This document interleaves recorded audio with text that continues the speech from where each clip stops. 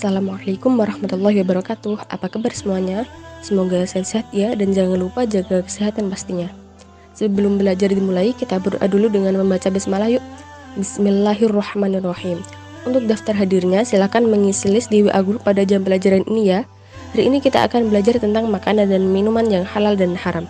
Kalau mendengar makanan dan minuman yang haram, pastinya kita sudah familiar ya untuk membedakannya. Yang pasti sebagai muslim kita tidak boleh mengonsumsinya untuk yang haram. Bahkan untuk beberapa binatang saja haram untuk menyentuhnya, apalagi mengonsumsi itu.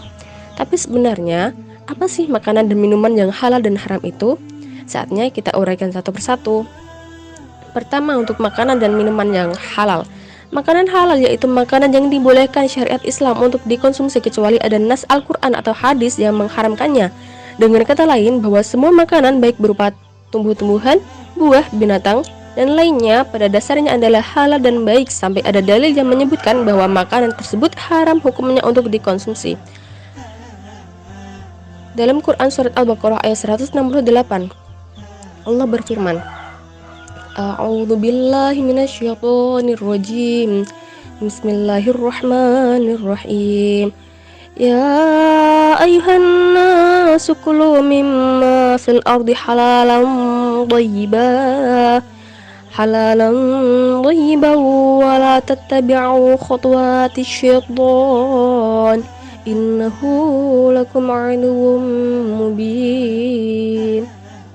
Artinya, hai sekalian manusia, makanlah yang halal lagi baik dari apa yang terdapat di bumi, dan janganlah kamu mengikuti langkah-langkah syaitan, karena sesungguhnya syaitan itu adalah musuh yang nyata bagimu. Quran surat Al-Baqarah ayat 168. Berdasarkan ayat tersebut, jelas bahwa makanan dan minuman yang dikonsumsi oleh seorang muslim itu harus memenuhi dua syarat, yaitu yang pertama, makanan dan minuman itu harus halal. Halalnya suatu makanan atau minuman harus meliputi tiga hal, yaitu halal karena zatnya. Makanan itu terbuat dari bahan yang halal, tidak mengandung unsur-unsur yang diharamkan menurut syariat. Yang kedua, halal cara mendapatkannya. Sesuatu yang halal harus diperoleh dengan cara yang halal pula. Makanan atau minuman tetapi cara mendapatkannya tidak sesuai dengan hukum syara, maka menjadi haram, seperti yang diperoleh dengan cara mencuri, menipu, dan sebagainya. Yang selanjutnya, halal karena proses atau cara mengolahnya. Sesuatu yang halal harus diperoleh dengan cara yang halal pula.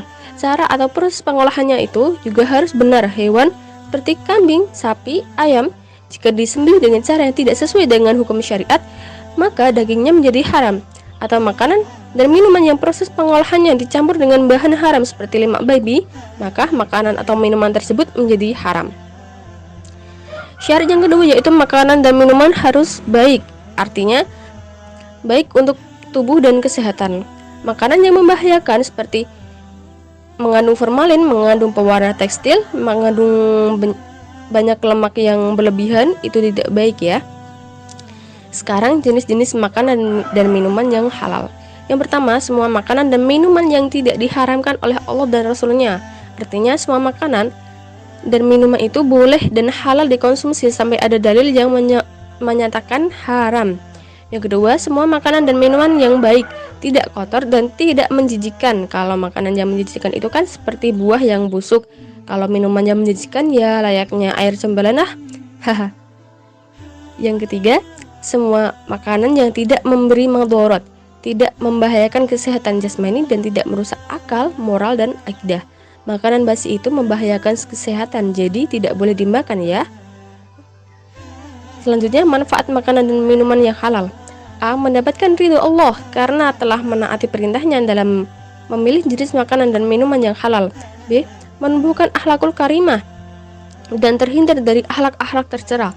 Selanjutnya, menjadi sumber tenaga karena setiap makanan dan minuman yang telah dikonsumsi akan berubah menjadi tenaga yang digunakan untuk beraktivitas sehari-hari seperti belajar, berolahraga, dan beribadah kepada Allah.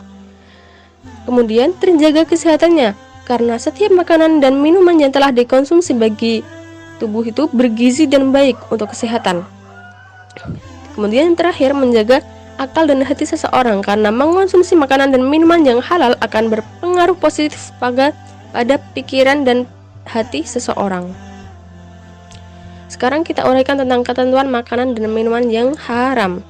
Makanan dan minuman yang haram adalah makanan dan minuman yang diharamkan untuk dikonsumsi atau tidak diperbolehkan untuk dikonsumsi karena ada nas Al-Qur'annya dan hadis. Bila tidak terdapat petunjuk yang melarang, berarti itu halal. Setiap makanan dan minuman yang haram atau dilarang oleh syarak pasti memiliki dampak yang buruk bagi tubuh. Haramnya makanan ini secara garis besar terdapat dua macam, yaitu haram lidatih dan lighairih. Untuk lidatih, maksudnya adalah hukum asal dari makanan itu sendiri memang sudah haram, seperti babi. Hewan babi dalam unsur dan olahan apapun haram untuk dimakan. Yang kedua, darah. Darah yang mengalir dari binatang atau manusia haram dikonsumsi baik secara langsung maupun diolah dengan bahan yang lain karena dinilainya najis, kotor, menjijikkan dan dapat mengganggu kesehatan. Untuk darah yang melekat pada daging seperti olahan daging ayam itu boleh dimakan ya, karena memang sulit dihindari. Yang ketiga, khamar atau minuman keras, termasuk juga narkotika dan obat-obatan terlarang.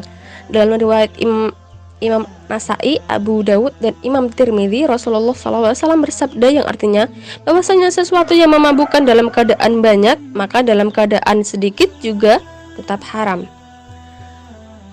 Yang kedua, haram lighairih atau karena hal lain. Hukum asal makanan itu sendiri adalah halal tapi berubah menjadi haram karena adanya sebab. Yang pertama, bangkai, yaitu semua binatang yang mati tanpa penyembelihan secara syara.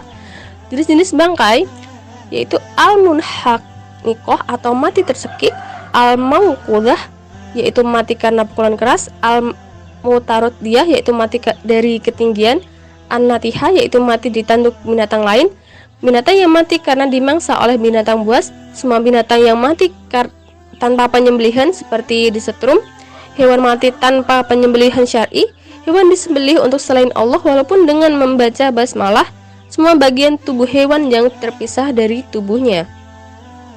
Sekalipun begitu tetap ada bangkai yang halal ya.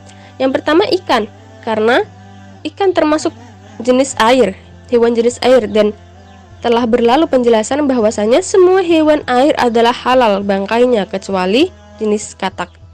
Yang kedua, belalang, dan ketiga, janin yang berada dalam perut hewan yang disembelih.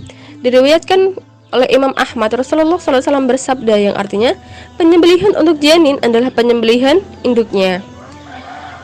Haram lighairih yang kedua yaitu semua makanan halal yang tercampur najis. Yang ketiga, makanan haram yang diperoleh dari usaha dengan cara dolim seperti mencuri, hasil judi, taruhan, dan makanan dari hasil uang korupsi juga haram loh ya. Nah kan? Untuk selanjutnya, akibat dari mengonsumsi yang haram, amal ibadahnya tidak akan diterima dan doanya tidak akan dikabulkan oleh Allah. Makanan dan minuman haram bisa merusak jiwa, membahayakan kesehatan, membazirkan harta, menimbulkan permusuhan dan kebencian, menghalangi terkabulnya doa karena telah melanggar aturan Allah, menghalangi mengingat Allah, bisa juga kehilangan sedaran itu. Kemudian kita ketahui binatang apa saja yang dihalalkan dan diharamkan. Untuk binatang halal yaitu binatang ternak seperti ayam, bebek, kambing, kerbau, dan lainnya.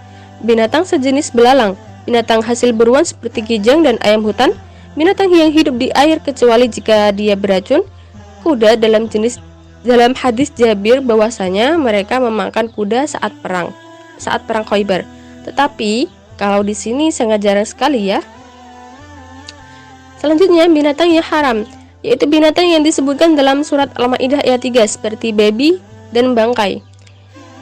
Hewan bertaring kuat seperti harimau, singa, serigala, anjing, semua burung bercakar tajam atau pemangsa, binatang disembelih untuk sesaji makhluk halus, binatang yang disembelih tanpa membaca basmalah, binatang yang diperintahkan untuk dibunuh, binatang yang dilarang untuk dibunuh, binatang yang hidup di dua alam, dan kemudian terakhir, keledai jinak.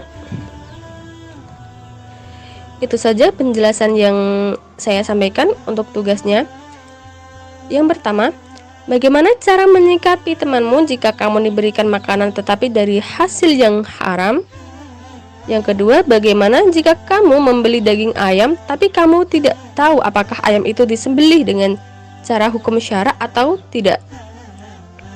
Untuk jawabannya silahkan ditulis tangan, difoto, kemudian dikirim ke WA group ya. Untuk pelajaran kali ini sekian, semoga bermanfaat. Wabillahi taufiq wal hidayah. Wassalamualaikum warahmatullahi wabarakatuh.